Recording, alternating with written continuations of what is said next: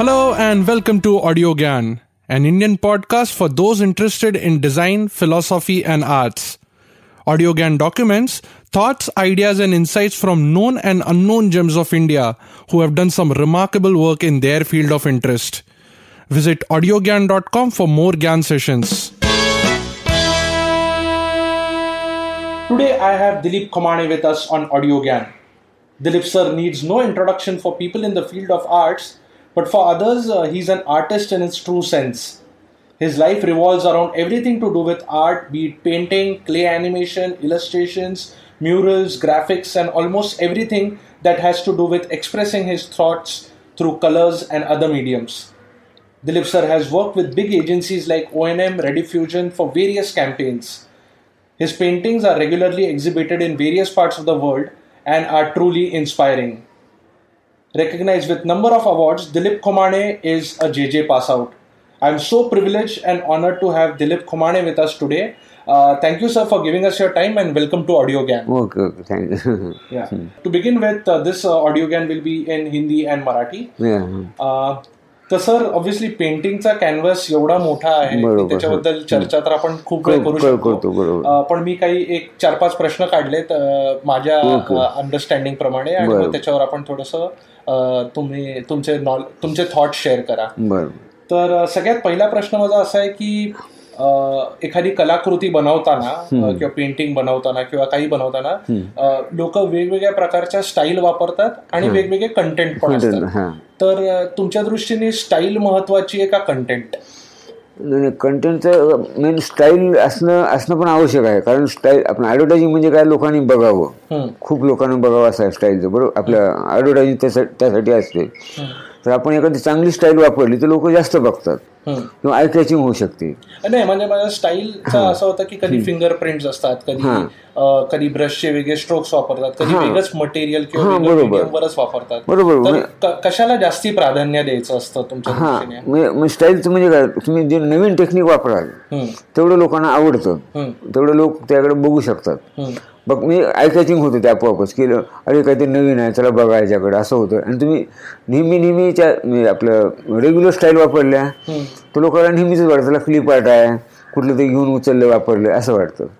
म्हणून स्टाईलला पण महत्त्व आहे तेवढंच की जो तुम्ही नवीन स्टाईल वापरा तर जास्त लोक बघणार आणि जास्त प्रसिद्धी मिळणार आणि म्हणजे ऍडव्हर्टायझिंग साध्य होणार. ऍडव्हर्टायझिंग कशासाठी असते, लोकांनी जास्त बघावं, ती चर्चा व्हावी, हे व्हावी, ते साध्य होतं. म्हणून ऍडव्हर्टायझिंग मध्ये स्टाईलला पण खूप महत्व आहे. पण स्टाईल मुद्दाम स्टाईल आणायची असते वेगळी काम दाखवायला का त्या कलाकृतीची गरज आहे म्हणून? नाही, स्टाईलला कसं असतं माहिती आहे, स्टाईलला बघा आम्ही व्होडाफोनचा आम्ही काम करतो. व्होडाफोन असा एक क्लायंट आहे की जो फर्स्ट टाइम इंडियामध्ये क्रिएटिव्ह स्टाईल वापरू लागला. अगोदर क्लायंटला ते असं लहान मुलासारखे चेहरे वगैरे आवडायचे नाही. तर दुसरे क्लायंट काय बोलते, अरे क्या बच्ची का जैसा है, ऐसा हमको नहीं चाहिए. पण व्होडाफोन काय केलं, ते नवीन स्टाईल आणली आणि त्यामुळे आज बघा सगळीकडे व्होडाफोनची स्टाईल म्हणजे फेमस झाल्या. जुजू तर नंतर आलं ते, पण अगोदर पण आम्ही क्लेमध्ये खूप काम केलेलं, आपल्या इलस्ट्रेशनच्या स्टाईल केलेल्या व्हेक्टरमध्ये ह्याच्या ज्या इंटरनॅशनली चालतात अशा. तर त्या स्टाईलमुळं केवळ व्होडाफोनचा एक वेगळी इमेज बनली किंवा हा क्लायंट वेगळा आहे काय जगामध्ये, आपल्या इंडियामध्ये हा वेगळ्या पद्धतीचं ऍडव्हर्टायझिंग मांडतो. म्हणून काय झालं की ते स्टाईलचा ह्याच्यामुळे हे होतं, महत्व आहे स्टाईलला. मग किती प्रमाणात कंटेंट स्टाईलला डिक्टेट करते? कंटेंट तर मी मला थोडं सांग. कंटेंट म्हणजे कसं? कंटेंट म्हणजे त्यातला जो मेसेज सांगायचा आहे, हेतू आहे ते पेंटिंग बनवण्याचा किंवा तो सांगायचा काहीतरी मुद्दा असतो आपल्याला, तर तो सांगण्यासाठी एक पर्टिक्युलर स्टाईल वापरायची असते का कसं? नाही आता स्टाईलचं कसं आहे, स्टाईल क्लायंटचं प्रोडक्ट कुठलं आहे, बघणारे लोक कोण आहेत त्यावर आधारित असतं. आता समजा कॅडबरी आहे आमच्याकडे, बरोबर. आम्ही कॅडबरीला काय लहान मुलं गृहीत धरून स्टाईल काढतो, लहान मुलाला आवडली पाहिजे. तिथं एकदम क्रिएटिव्ह फॅशन टाईप पेंटिंग केलं तर मी ते चांगलं नाही चालणार, म्हणजे लोकांना पण आवडणार नाही, मुलांना पण आवडणार नाही. मग त्यासाठी ते मुलाला जी आवडेल तशी स्टाईल तशी करावं लागते. म्हणून कधी कधी आम्ही ॲनिमेशन केलेलं आहे कॅडबरीच्या फिल्मसाठी. ते आता हे केलं ना, ते पण डिझायनिंग मी केलं होतं सुरुवातीला. ते हे आहेत ना आपले ते पडद्यावरचे माणसं वगैरे आहेत बघा, ते तर ते मुलांना आवडावे मुलाचं लक्ष जावं म्हणून ते तसं करावं लागतं. म्हणजे स्टाईल म्हणजे थोडक्यात असं की क्लायंटचं कुठलं प्रोडक्ट आहे, बघणारे लोक कोण आहेत हे लक्षात घेऊन स्टाईल बनवावं लागते. पण ते झालं ऍडव्हर्टायझिंग मध्ये. पेंटिंग मध्ये पण असतं ना, लोक ब्रश स्ट्रोक्स वापरतात, चारकोल वापरतात किंवा वेगवेगळे त्याच्यामध्ये पण कलाकुसर असते ना. बरोबर. तर मग त्याच्यामध्ये एखाद्या पेंटिंगचं उदाहरण घेतलं तर त्याच्यामध्ये पण परत काहीतरी सांगायचंय, तर तो मुद्दा झालाय आणि मग ते पेंटिंग घडवण्यासाठी आपण वेगवेगळे गोष्टी वापरतो. तर त्या दोघांचं कसं असतं? आता पेंटिंगचं तर खरं म्हणजे कसं आहे माहिती, हे इनर क्वालिटी म्हणतात. बरोबर. पेंटिंग खरं पेंटिंग कुठलंच आतून येतं ते खरं पेंटिंग म्हणतात. जे कॉपी करून करतात त्याला आपलं पिकासोनं असे स्ट्रोक मारले मग मी पण तसे मारू का, किंवा मारलं तर लोक बघतील. याच्यामुळे एक लोक पेंटिंगचे आता समजा आता सांगायचं मी पिकासोची स्टाईल आहे. इंडियातले बहुतेक मोठे आर्टिस्ट जुने, हुसेन घ्या, पुन्हा ते आरा सुजा रजा आहेत ना, हे सर्वजण पिकासोला फॉलो करणारे आहेत. पिकासोनं जसे स्ट्रोक मारले तसे यांना मारलेले आहेत. विषय पण साधारण तसे घेतलेले आहेत. बरोबर. म्हणजे त्यांच्यापासून इन्स्पिरेशन घेऊन ते हे झाले आहेत. बरोबर. आपले तय्यब मेहताने पण फॉलो केलेलं आहे. जवळजवळ ते पुरी गँगच आहे 10-12 जणांची की ज्यांना पिकासोला फॉलो केले. तर आता ह्या ठिकाणी त्यांना असं तुम्ही म्हणाल की आता ह्यांना असे ब्रश वापरायचे का तसे, तर त्यांना ते फॉलो केलं म्हणून. म्हणजे ओरिजिनल काय आर्टिस्ट आहेत, आता एक ओरिजिनल काय आर्टिस्ट आहेत की ज्यांना ते स्ट्रोक आपोआपच बनतात. त्यांना कोणी टीचरनं सांगून होत नाही स्ट्रोक कधी. किंवा कॉलेजमध्ये जे मध्ये गेलो तर आम्ही ते स्ट्रोक शिकलो तर ते ओरिजिनल स्ट्रोक नाही, तर टीचरचे स्ट्रोक झालेले. तर नंतर आपण रिसर्च करायचं असतं, हे आपोआपच होतात ते. जे आपलं ओरिजिनल जे आहे ना, जे आपल्याला येतं, चुकीचं असो खरं असो कसं पण असो, जे केलं ते ओरिजिनल होतं आपोआपच. आणि ते लोकांना आवडायला लागतं. आणि तसे इंडियामध्ये खूप आर्टिस्ट आहेत की जे ज्यांना टीचरचं ऐकत नाहीत कुणाचं, जे स्वतः येतं ते येतं. आणि ते नंतर खूप मोठे आर्टिस्ट झाले पुन्हा. असं आहे स्टाईलबद्दल किंवा तुमच्या ब्रश स्ट्रोकबद्दल. आणि पुन्हा मीडियम येतं. मग आता मीडियम कुणाला उपदेतच काय असतं की काही मीडियम आपोआपच वापरता येतात नीट. आता एक उत्तम उदाहरण बघा, शशिकांत धोत्रे. मग नाव माहीत असेल ना शशिकांत धोत्रे. तर त्यांना ना पेन्सिलमध्ये ब्लॅक पेपरवर एवढं डिटेलिंग काम करतात. ते ओरिजिनल आहे त्यांचे. ते आम्ही जरी करून म्हटलं मला येत नाही ते. खूप लोकांना येत नाही ते, त्यांनाच ते जमलं. आज त्यांचं काम बघा म्हणजे आपल्या करोडो रुपयावर किमती आहेत त्यांच्या पेंटिंगच्या. आणि आपले राजा रविवर्मापेक्षा चांगली पेंटिंग आहेत ते हिशोबाने बघितलं ना ते. आणि खरं म्हणतात पण हे नक्षीदार एकदम बारीक बारीक डिझाईन एवढं बारीक कलर पेन्सिल ना फक्त ब्लॅक पेपरवर. तर हे स्ट्रोक त्यांना कोणी टीचरना कोणी शिकवलेलं नाही. ते आपोआप आलेलं आहे ते. आणि ते नॅचरल आहे त्यांना. ते जमलं असते समजा लहानपणापासून काय ते नॅचरल गुण असेल ते आलं त्यांना. म्हणून ते उत्तम एकदम वरच्या लेवलला गेलं आणि सगळ्यांना आवडलं. ते आज लंडनमध्ये त्यांची पेंटिंग विकली जातात असं. तर मला म्हणजे अजून एक असा प्रश्न विचारायचा आहे याच्यावर की मी पण काही आर्ट गॅलरीज मध्ये जातो किंवा काही पेंटिंग्स बघतो. अर्थात मला त्यातलं एवढं ज्ञान नाही, पण जेव्हा बघतो तेव्हा मी पर्टिक्युलरली एक डिझाईन साईडने आलोय, आर्ट साईडने नाही आलोय. तर डिझाईन मध्ये कसं एक पर्टिक्युलर फंक्शन असतं की बाबा हे झालं, हे पर्टिक्युलर ऑब्जेक्टिव्ह जर सक्सेसफुल झालं तर ते डिझाईन चांगलं. तसं आर्ट मध्ये जास्ती नाहीये. वेगवेगळे इमोशन्स इव्होक होतात, वेगवेगळ्या गोष्टी असतात. तर कोणी ओव्हरऑल पेंटिंग कडे बघून इंटलेक्च्युअलाइज करू शकतो का, करावं का, किंवा काय प्रोसेस असते पेंटिंग बघताना, काय बघायचं असतं? अच्छा पेंटिंग. अच्छा पेंटिंग. आता समजा चांगलं पेंटिंग, वाईट पेंटिंग, काय बघायचं पेंटिंग म्हणजे काय बघायचं? बरोबर. खरं एकदम प्रश्न एवढा विचित्र आहे ना, खरा प्रश्न आहे हा. आणि सध्या काय झालेलं आहे की कॉपी करणाऱ्यांचा भरणा खूप झाला आहे. कुणी उठतो पेंटिंग करतो. बरोबर. तर आणि आता पेंटिंगमध्ये काय बघावं. आता जुने आम्हाला जे ॲस्थेटिक सब्जेक्ट होता आम्हाला, त्यामध्ये सांगितलं होतं की पेंटिंग हे बघता यायला पाहिजे. पेंटिंग तुम्हाला रस घेता यायला पाहिजे. तर नाही तर तुम्ही आपलं चला हे असं पेंटिंग पुढे जायला तुम्हाला रस नाही घेताना, ते समजून घ्यायला पाहिजे. तर तुम्हाला मजा वाटेल, आनंद मिळेल ते पेंटिंग बघताना. तर हे आता कॉमन माणसाला माहितीच नसते की पेंटिंग बघायचं मी शिकलं म्हणजेच पेंटिंग बघता येतं का. किंवा आता क्रिएटिव्ह असतात ना, आता थोडक्यात जॅक्सन पोल घ्या. एक त्यांचं कसं आहे, त्यांनी ॲनिमल पेंटचे नुसते थेंब टाकतात ह्याच्यावर आपल्या कॅनव्हासवर, आणि कॉमन माणसाला काहीच कळत नाही, वाटायला काय शिंतोडे मारले सगळे, बाकी का हे नसतं यामध्ये. तर आता ह्याच्यामध्ये आता मला सुद्धा बघा खरं सांगतो ह्या गोष्टी आणखी मी एवढं शिकलो, एवढं पेंटिंग बघितले, हे झाले, पण आणखी माझ्या पण डोक्यात हाच प्रश्न आहे की पेंटिंग बघताना ह्याच्यामध्ये त्या आर्टिस्टला खरोखर जाणून केलेलं आहे, कोणाचं बघून केलेलं आहे काहीच कळत नाही. हा खरोखरच एकदम सगळ्या जगाला पडलेला प्रश्न आहे खरोखरच. आता एकदम क्रिएटिव्ह, आता माझ्या बुद्धिमत्ताप्रमाणे ज्यांना कळलं असणार, पण एकदम ॲब्स्ट्रॅक्ट पेंटिंग जे असतात ना, ते खूप लोक काय करतात, चला कोलते सरांनी केलं म्हणून आपण तसं करू, समजा हुसेन एक मोठे आर्टिस्ट समजा क्रिएटिव्ह वाल्याने केलं म्हणून आपण करू, ते आतून आलेलं नाही नक्कीच, बरोबर. मग त्याकडे पण तरी त्याचा कॉम्पोजिशन आणि बॅलन्स प्रकार असतो. थोडंसं वेगळं केलं तर मग ते चांगलं दिसेल, बरोबर. आता समजा फिगरेटिव्ह असेल ना, तर समजा त्याला हे करता येतं, म्हणजे एखादं समजा एकदम ॲब्स्ट्रॅक्ट आहे, बरोबर, ते त्या आर्टिस्टला पण कळलेलं नसतं, बघणाऱ्यांना पण कळत नाही ते, आणि फक्त चांगले आता आणि त्यांची पेंटिंग कधी कधी सेल पण खूप होतात. आता घेणारे लोक काय घेतात, चला ह्या मोठ्या सिग्नेचर बघून घेतात, तर ह्यांचं आहे माझ्या घरामध्ये ह्यांचं एवढं पेंटिंग पाहिजे, बरोबर. पण चांगलं पेंटिंग आहे किंवा त्यामध्ये बघणाऱ्यांना काय बघायचं, हे थोडं अवघडच प्रश्न आहे बाबा. खरोखर मी सगळ्यांना जे खरे आर्टिस्ट आहेत ना, त्यांना छाती ठोकपणे सांगावं की हे खरं आहे. तर हे थोडं आपल्या बुद्धिमत्तेचा प्रश्न आहे. आता मला समजा कलरच आवडतात, तर मी एखादं बघितलं अरे हे कलर खूप छान आहेत, मी समजा त्यांना आता रिअलिस्ट करणाऱ्याला क्रिएटिव्ह कधी आवडत नाही. अरे म्हणतं काय लहान मुलं कलर मारले, त्यांना रिअलिस्टिक एखादं दिसलं ना मस्त फोटो सारखं की अरे काय मस्त केलं असं म्हणतात. म्हणजे हा प्रश्न थोडासा इकडे तिकडेच आहे, स्वतःच्या बुद्धिमत्तेवर आहे, आपापल्या समजेनुसार. एक दुसरा प्रश्न असा होता माझ्या डोक्यात की एखादं पेंटिंग झाल्यावर त्या पेंटरची त्याच्याबद्दलचं काय अटॅचमेंट असते की एक पेंटिंग बनवलं आणि ते झालंय आता पूर्ण झालं, तर त्याच्यानंतरचं काय थॉट प्रोसेस असते त्या पेंटिंग बद्दल, म्हणजे कमर्शियल भाग सोडला तर.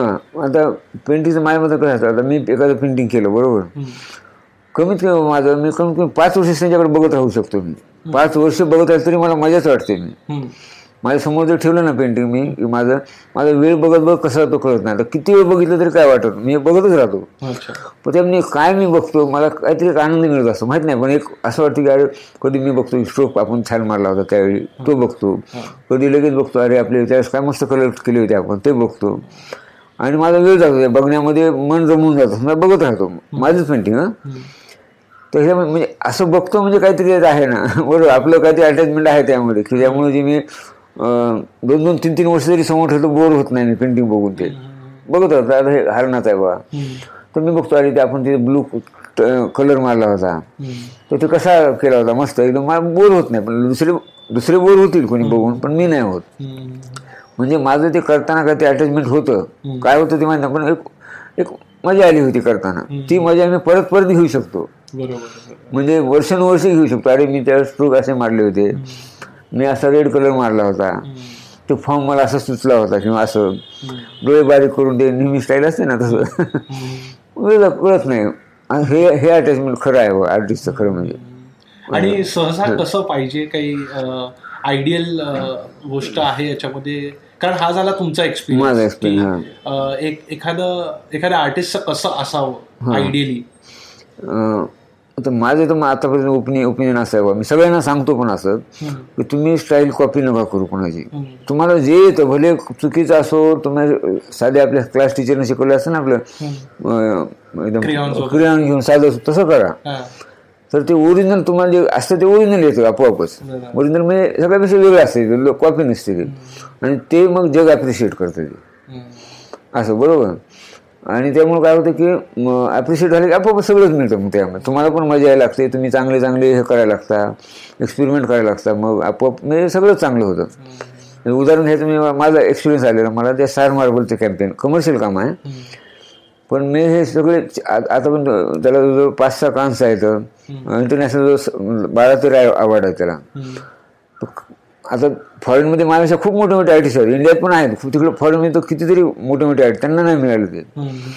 त्यात फक्त एक आहे की ओरिजिनल आहे, ते जे काय आहे ते कॉपी नाही, काय नाही, आपल्याला जे येते ते भले चुकीचं असो काही असो ओरिजिनल आहे. त्यामुळे त्या लोकांना ओळखलं हे ओरिजिनल आहे, म्हणून त्याला आवडतं द्यायचं कारण आहे बघा. असं मेन हे असतं, ओरिजिनल लोक ॲप्रिशिएट करतात आणि कॉपी ते शेवटी ते म्हणतात अरे हे तर हे सारखंच आहे, त्याला काय बघायची गरजच नाही असं होतं ते.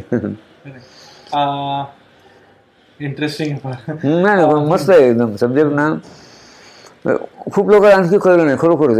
हे लोक सांगतात आता आम्हाला कॅम्पेन येतात करायला, त्या डायरेक्टर एक स्टाईल घेऊन येतात की मला ह्या स्टाईलमध्ये काम करून पाहिजे, बरोबर. मग आता ते क्लायंटला पण पाहिजे, आर्ट डायरेक्टर मिळून करावं लागतं ते, बरोबर. पण ज्यावेळेस आवाजसाठी किंवा काही ते वेगळं करायचं असेल त्यावेळेस मग आम्ही बघतो तो काही पुस्तक बाजूला ठेवा, ते नेट बघा, सगळं बंद करा, जे येतं ते येतं, मला जे येईल ते मी करून देईल तुम्हाला बस, किंवा ज्या आर्टिस्टला ज्या इलस्ट्रेटरला जे येईल त्यांना ते करून द्यावं, तर ते वेगळं होतं आपोआपच असं. तर चांगलं आहे, म्हणजे हा टॉपिक चांगला आहे. कारण मला एक नेक्स्ट प्रश्न असा होता की जेव्हा कमिशन्ड काम नसतं तेव्हा एखाद्या पेंटरची काय थॉट प्रोसेस असते पेंटिंग बनवताना? म्हणजे तो काहीतरी पूर्वग्रह धरून बनवतो का ते बनत जातं का काय असतं ते? म्हणजे कमिशन नसताना म्हणतात, कमिशन नाही म्हणजे कोणी सांगितलं नाही स्वतःहून पेंटिंग करायचं असं, स्वतःहून पेंटिंग करायचं, तर काय म्हणजे तेव्हा विचार काय चालू असतात? आता तुम्हाला शेवटी तोच प्रश्न येतो. आता काही लोक असं आता पेंटिंग करायचं, आता एखादा आर्टिस्ट आहे समजा, किंवा आता काही लोक कसं करतात, आता ह्या आर्टिस्टची पेंटिंग खूप जगात चालतात, चला मी तसं करू का, बरोबर. काही लोक तसं आता मी वर्गवारी होते आर्टिस्ट लोकांची पण, आणि काही काही जो काय समजा मी प्रवास केलेला आहे खूप, मी इकडे तिकडे आधी बघितलेलं. समजा मी गावी गेलो तर येताना मला समजा आमच्याकडे आता बाबळीची झाडं खूप आहेत, बाबळ म्हणून एक मस्त झाड असतं असं पिंजरल्यासारखं, मग ते बघून मी इम्प्रेस झालं, गवत आणि बाबळीची झाडं, ते एवढं छान दिसतं ना, रम्य एकदम, असं नुसते गवत गवत आणि झाडं. तर एखादा आर्टिस्ट असायला अरे आपण असं करूया, बाबळ आणि गवत घेऊन पेंटिंग करूया, मग तो थॉट क्रिएट झाला त्या डोक्यामध्ये आपोआप, कशामुळं फिरल्यामुळं बघितल्यामुळं. आणि काय आर्टिस्ट काय असतं की प्रॅक्टिस करून करून आपोआपच एक टेक्निक म्हणा काय ते हातात आलेलं असतं आपोआप. मी ते हे खूप मोठं, मी कॉलेजपासून मी तर म्हणतो लहानपणापासून कॉलेज संपून बाहेर पडेपर्यंत प्रोसेस असते, त्या प्रोसेसमुळे नंतर मग आपोआपच त्याची ओरिजिनल सुरुवात होती की त्याला जे जमतं ते मग तो करत राहतो, आणि मग ते थॉट ते आपोआपच यायला लागतात. म्हणजे चला आपण ह्या थॉटवर करूया, त्या थॉटवर करूया असं. म्हणजे भोवताली पाहतात ते ते पुन्हा काही एक्झिबिशन बघायला जातं, एक्झिबिशन बघून कधी स्ट्राईक होतं, अरे ह्या आर्टिस्टनं असं केलं होतं तर आपण त्याच स्टाईलला त्या सब्जेक्टला वेगळ्या पद्धतीने मांडूया, असं होतं. सर मला लास्ट एकच प्रश्न आहे आणि त्याच्यानंतर तुमचे काही विचार असतील तर मला ऐकण्यात नक्कीच आनंद होईल. तर एक आत्ता पेंटिंगचं सध्या बरेच, म्हणजे मी नवीन आहे या क्षेत्रासाठी, म्हणजे ॲज अ ऑडियन्स म्हणून, ॲज अ युजर म्हणून पण ओव्हरऑल पेंटिंगचं तुम्ही थोडक्यात काय फ्युचर आहे इंडियामध्ये ह्याच्याबद्दल तुमचे काही विचार आहेत का, किंवा आत्ताची परिस्थिती काय आहे आणि ती आधी कशी होती तुम्ही जेव्हा काम करत होता ऍक्टिव्हली एकदम तेव्हा, तर थोडंफार त्याच्याबद्दल जरा सांगू शकाल? नाही तर माझ्या मतानं कसं आहे, मी कॉलेजला असताना मी जवळजवळ त्या 87ला जशी परिस्थिती फाईन आर्टच्या बाबतीत तशीच परिस्थिती आता पण आहे. पेंटिंग सेल होत नाहीत, सेल होतात ते काही ठराविक लोकांचे होतात, कारण आता संख्या वाढली खूप लोकांची करायची, म्हणजे पेंटिंग करणारे लोक खूप झाले आता, तर त्यांना उदरनिर्वाहासाठी मग टीचिंग करा, हे करा ते करा उदरनिर्वाहासाठी, आणि मजा म्हणून पेंटिंग करायची असं सध्या चालू आहे. आता आपण बघतो एक्झिबिशनला 2-3 लाख रुपये खर्च करतात, तिकडे कुठे नोकरी केली असेल त्याचे पैसे इकडे घालतात ते, बरोबर, आणि ते एक्झिबिशन करतात, ते फ्लॉप होतं, कोणी घेत नाही, घरी आणून ठेवतात, बरोबर. पण एक मजा मिळते, त्यात आनंद मिळतो, तोच आनंद खरा तेवढा मिळतो बस. असं आहे पेंटिंगच्या बाबतीत म्हणाल असं झालेलं सध्याचं. आणि पेंटिंग तर करावी चांगले, आणि दुसरे गावात तुम्ही ओरिजिनल चांगली पेंटिंग केली तर नक्की सेल होतात, ते लोकांना आवडतात, आणि मेहनत करायला इंटरनॅशनली खूप आता एवढं हे झालं, प्रगत झाले आपल्या बघायला मिळतं नेटवर्क बाहेरचं काम. तर आता सुपर रिअलिस्टिक आहे एकदम, एक चेहरा घेतात फक्त, किंवा नुसता डोळ्याच घ्या समजा, नाक आणि तोंडच, आणि ते 6-6 फूट मोठं करतात पेंटिंग, एकदम सुबर नाका पुळी, त्या ठिपके, त्या सगळं हायलाईट वगैरे एकदम बारीक बारीक. तसं काही नवीन केलं तर घेणाऱ्याला मोह होणारच, अरे हे पेंटिंग मला पाहिजे. मग थोडंसं इकडं तिकडं करून पण सेल होते ते. तर अशी पेंटिंग सेल होतात. मग काही लोक काय इकडं करा तिकडं करा असं करून आपलं करायची म्हणून पेंटिंग करायची आणि आपले सेल होते, पण सेल होत नाहीत. आणि तेव्हा असं हे झालं की बाहेर पेंटिंग आता सेल होत नाहीत, लय मार्केट डल आहे एकदम, हे आहे ते आहे, असं सुरू झालं. आणि इंडियामध्ये थोडा आहे प्रॉब्लेम, इथे जास्त सेल होत नाहीत, पहिले पण होत नव्हते, आता पण होत नाहीत. आर्टिस्ट लोकांना त्यामुळे प्रोत्साहन मिळत नाही थोडंसं. पण तुम्हाला काय वाटतं कुठल्या कारणाने हे इम्प्रूव्ह होऊ शकेल थोड्याफार प्रमाणात? इम्प्रूव्ह व्हायला तेव्हा हे जे श्रीमंत लोक आहेत, जे घेणारे असतात, ज्यांच्याकडे पैसे आहेत, जे इन्व्हेस्टमेंट करतात ह्याच्यामध्ये, तर त्या लोकांनी ठरवायला पाहिजे खरं म्हणजे की चला आता आर्टिस्टला प्रोत्साहन द्यायचं म्हणून विकत घ्यायचं. भले आपल्या घरात थोडे दिवस राहण्याचं न राहू, पण एक आर्टिस्टला मदत होईल थोड्याफार पैशाची म्हणून त्यांना घ्यावं. आणि मग किंवा त्याच्याबद्दलचं त्याचं ज्ञान पण वाढावं ना, म्हणजे पण ना की नुसतं फेमस पेंटर्सचीच घ्यायची गरज नाही, सगळ्याची घ्यावी, बरोबर. आणि सध्या थोडं झाले ट्रेंड आता, म्हणजे आता नवीन नवीन बिल्डिंग बनतात, बरोबर, आता खूप चालू आहे, त्यामुळे लोक घर सजावटीसाठी म्हणून घेणं चालू झाले आता. पण त्याची रेंज आहे, समजा 50,000 25,000च्या आतलीच घेतात, जे 2 लाख 4 लाखाचे एवढे लोक घेत नाहीत ते. पण ते होईल, हळूहळू होईल, ते म्हणजे डेव्हलपमेंट चाललं. लोक कसं पहिले कार कोणी घेत नव्हते, पण हल्ली आता असं घरोघरी कार पाहिजेत. तर काही दिवसांनी तर होईल की त्याला माझ्या पण घरी एक पेंटिंग चांगलं पाहिजे आर्टिस्टचं ओरिजिनल, असं होऊ शकेल. सुरुवात आहे, थोडं इन्कम वगैरे वाढत आलं की होईल ते. आणि सध्या तुमचं प्रोजेक्ट काय चालली आहेत आता? आता मला हेच आहे, झी टीव्हीचा आहे, व्होडाफोनचा आहे, पुन्हा आता इंडिया बुलचं एक कॅलेंडर चालू आहे, पुन्हा झी टीव्हीचा एक प्रोजेक्ट आहे. त्यांना मी हे आहे ना आयन टीव्हीचं, त्यांचं प्रत्येक स्टेटसाठी प्रोमोसाठी एक ते अँड आहे ना, अँडमध्ये त्या स्टेटचं सगळी हे टाकायचे आपले, मी अँड त्या स्टेटचं वाटलं पाहिजे, म्हणजे समजा ते एलिमेंट टाकायचे आणि अँड बनवायचं. अँड टीव्हीचा अँड आहे ना ते, तर त्याच्यावर धरूनच असे करणं चालू आहे. ते 12 पाहिजे त्यांना, 12 स्टेटसाठी. मग पुढे वाढवतील नाही तर होतील तेवढ्यावर, पण ते चालू आहे. व्होडाफोनचं आहे, मध्येच असं ऑफिस येत राहतात काही, असं आहे. ठीक आहे सर, आय थिंक मला म्हणजे जस्ट थोडीफार आयडिया आली याच्याबद्दल. तर थँक्यू तुम्ही वेळ दिल्याबद्दल. Thank you. So that was Dilip Khumane with us. Stay tuned for more audio gyan next week. Till then, bye.